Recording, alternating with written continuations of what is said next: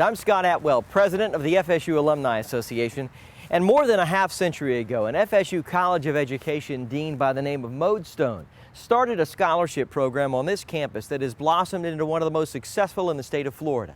It's called the Southern Scholarship Foundation, an organization that provides housing for students with a financial need so they can pursue their dreams of a college career. And for the first time in the history of the Southern Scholarship Foundation, one of its alumni is running the organization. His name is Mickey Moore, and he's an FSU graduate, and he is with us today. Mickey, welcome. Thanks for being here. Tell me about how the Southern Scholarship Foundation experience shaped your life. Well, you know, coming out of school, Scott, high school, I was fortunate to receive a scholarship to the local community college. But I know I couldn't have continued my education like Dr. Stone, the mission of this foundation, wanted, if it hadn't been for this scholarship. Being primarily self-supported since I was 16 years old, I couldn't afford to move away from home to continue that education. So I've got a letter from Joe Mazarek in my office today, dated 1989. It said, we'd like you to be a part of Southern Scholarship Foundation. And so it's helped me get where I am today. And it all started with that scholarship. So what does it mean to come back now to be the first alumnus to serve as executive director? It's an honor. You know, it really is. Dr. Stone started a great thing back in the 50s. And I remember sitting in Joe Mazarek's office when I was a student here, asking him for advice. And I followed Mary Lois Mayfield's footsteps. You know, she's the founder's daughter, my predecessor. So I know the history there and what it means and the over 8,000 alumni that we've helped. So I take it very serious. I'm proud. It's an honor to now be that first alumni in the seat, and I'm going to do the very best I can to continue that mission. Well, Modestone's vision has certainly exploded into a great program. It's no longer just at Florida State University. It's in a lot of different campuses. Give us the profile of the Southern Scholarship Foundation of today. Sure. We've got 412 students in our program, 25 houses in the state of Florida. So we have 13 here at FSU. We have 3 at Florida A&M University. We have 1 down at Florida Gulf Coast University, and we have 8 at the University of Florida. You know, we'll continuously look for opportunities to expand.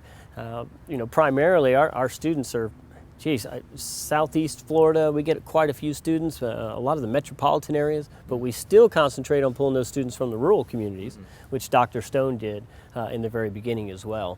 You know, the structure hasn't changed much, though, inside the house. You know, they still cook and clean together. They do all the work jobs together. They do the shopping. They pay their bills. So although some things have changed, you know, how we communicate with them today with Facebook and everything, the real essence of our program is still the same. The one thing I've learned over the years is it's more than just the roof over their head. You talked about the chores that they have to take part in. How does that shape and define the students who are part of this program? It's an education for life, Scott, and that's part of things that I learned too. It's a lot to be said for cooking and cleaning, but you know, the financial piece, obviously they're saving a lot of money and they're getting an opportunity to get a diploma. But the intangibles are what our alumni talk about the most, and that's learning how to debate, tolerate other points of view in the house. You know, I learned how to cook while I was here. I learned how to iron a shirt for the first time. My head resident taught me how to iron a dress shirt.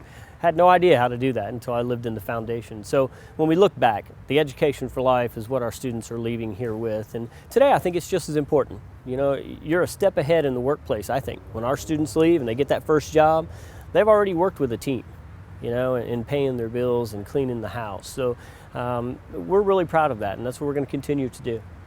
So what is your day-to-day role like as executive director? Well, it's sometimes a magic act. You know, you got to balance a lot of things. Just being a small business owner, an executive director, a nonprofit, you know, you got to balance things out. You know, I've got the fiscal responsibilities, working with my accountant and everything to make sure our bills are paid, and we're getting those donations in the door as well. I've got my fundraising aspect. Not a day goes by where I'm trying to pick up the phone or make some appointments. But then the students, of course, that's why we're here. You know, I've got that avenue that I've got to stay on top of, which is counseling, just reaching out, connecting with the students while they're here, and then leadership. You know, being the face of the foundation in the community is something that the board has charged me with, and bringing more awareness to our program. So those 4 areas I'm in and out of all day, every day, but it's got to be a consistent, proactive approach, and that's what we take. Our entire team is like that, and we're committed to it. Every one of these buildings has a name on it. Yeah. What is the fundraising component to run an organization like this? Well, identify, plan, and execute are 3 words that we use a lot. You know, first of all, we identify the opportunities and things we need to accomplish. But we put together a good plan, fundraising plan, development plan, but we have to execute it. I've seen a lot of good plans, but you got to execute them. And that's a team effort, day in, day out. So it's grants, making sure we identify the grants that we qualify for, being aggressive at them, telling our story, but also calling on local businesses. We live in a great community, a great state, and it's just a matter of reaching out, especially during these times. We can't afford to sit back and hope folks send us, some support. We've got to call them. So just having the plan and executing it, but being consistent at it as well. Over the years, I'm sure you have a chance to talk to alumni who go way back, probably into the 1950s. Yeah. So you get a good perspective of the students of the past and the students of today. Yeah. What are the similarities and what are the things that have changed? That's a great question, Scott. We just had orientation here at FSU 2 or 3 weeks ago. And our guest speaker was the very first graduate of our program in 1956, Enoch Hanna. And he spoke to our students for about 15 minutes, and the similarities were obvious. He was telling all their stories about cooking and cleaning, and all the students today were laughing because they go through the same thing. Apparently they burned the first chicken they ever had. There was just skin and bone, is what he was telling everybody. So those things, it's the intangibles again. Those experiences cover time. How you get along with people, cooperation and leadership, that doesn't change. Sure, the cost of things have changed, gas and budgeting. He said back then he could feed 16 young men in a house for $1.50 a week each. That doesn't go very far today, okay? So there's some obvious differences, but the intangibles of our program are the exact same, whether it's 50 years ago or today. So where would you like to see the Southern Scholarship Foundation go from here? Well, we're going to continue looking for opportunities to grow. There are other campuses in the state of Florida, University of Central Florida, University of South Florida.